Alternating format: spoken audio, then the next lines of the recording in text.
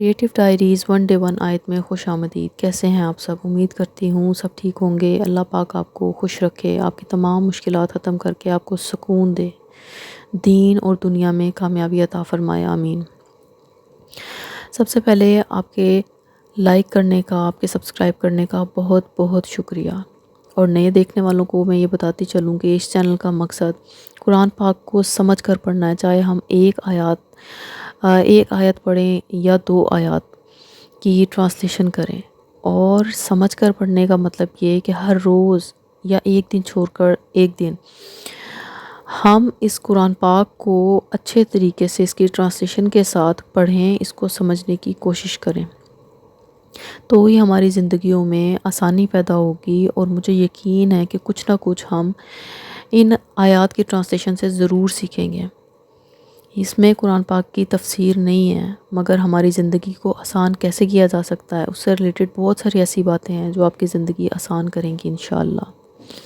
تو آج ہم سورہ بقرہ کی 12ویں اور 13ویں آیات کی ٹرانسلیشن کریں گے اور اس کو سمجھنے کی کوشش کریں گے مل کے۔ تو شروع کرتے ہیں۔ بسم اللہ الرحمن الرحیم۔ یاد رکھو یہی لوگ فساد پھیلانے والے ہیں، لیکن انہیں اس بات کا احساس نہیں ہے۔ آیت 13۔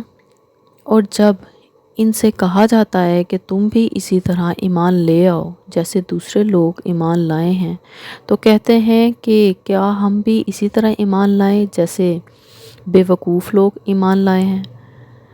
خوب اچھی طرح سن لو کہ یہی لوگ بے وقوف ہیں، لیکن وہ یہ بات نہیں جانتے۔ صدق اللہ العظیم۔ یہ قرآن پاک کی سورہ بقرہ کی 12ویں اور 13ویں آیات تھیں جس کو ہم نے ٹرانسلیشن کے ساتھ پڑھا۔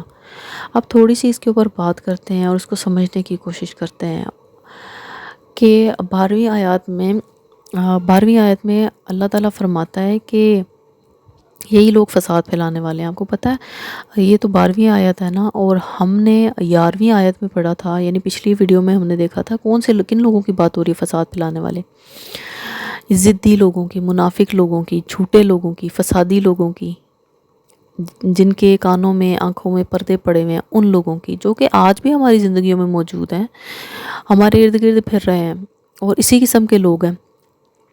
تو اللہ تعالیٰ کہتا ہے انہیں اس بات کا احساس نہیں ہے۔ آپ نے دیکھا ہے، آپ نے نوٹس کیا ہے کہ یہ جتنے لوگ میں نے آپ کو بتائے ہیں، آپ ایک ایک کو مائنڈ میں رکھیں۔ اگر آپ کا واسطہ آپ کا کسی سے پڑا ہے اس قسم کے لوگوں سے، اور ڈیفینیٹلی پڑا ہوا ہوگا، کہ ان لوگوں میں احساس نہیں ہوتا۔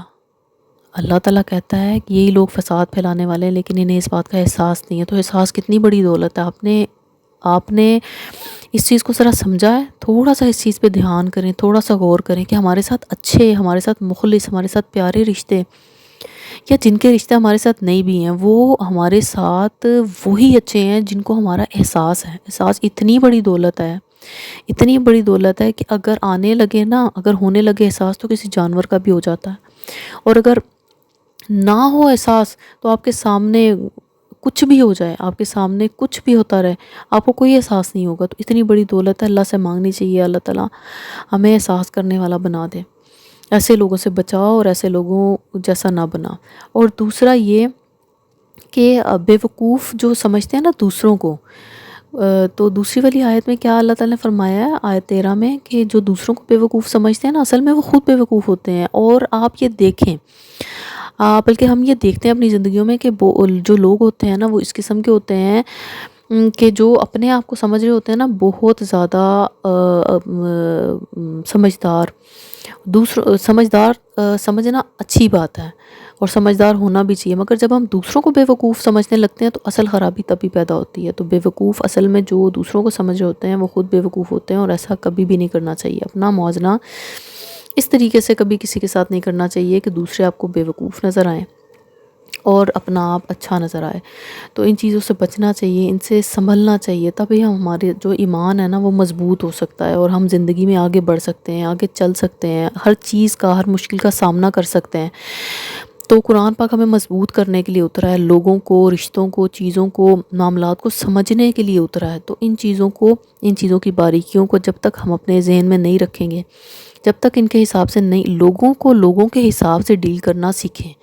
جب تک ہم یہ نہیں سیکھیں گے تب تک ہماری سچویشن ایسی ہی رہے گی.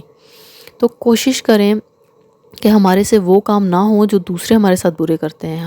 ہم ویسے نہ بنیں جیسے ٹریٹمنٹ دوسرے ہمارے ساتھ کرتے ہیں. پھر ان میں اور ہم میں فرق کیا رہ جائے گا؟ اس طرح چلنا ہے جس طرح ہمیں قرآن پاک میں اللہ تعالیٰ بتاتا ہے، فرماتا ہے، چلنا سکھاتا ہے، ویسے چلنا ہے ہم نے. بے وقوفوں کی طرح بے وقوف نہیں بن جاتا، بلکہ ایمان والے کیسے چلتے ہیں، بے وقوفوں کے ساتھ بھی اور اچھے لوگوں کے ساتھ بھی، اور جو آپ سے چھوٹے ہیں ان کے ساتھ بھی، جو آپ سے بڑے ہیں ان کے ساتھ بھی. سچویشن کے حساب سے ہمیں چلنا قرآن پاک سکھاتا ہے. تو اگر آپ کو یہ ویڈیو اچھی لگی، لائک کریں، شیئر کریں، سبسکرائب کریں. مجھے دیجیے اجازت، کل تک کے لیے اللہ حافظ.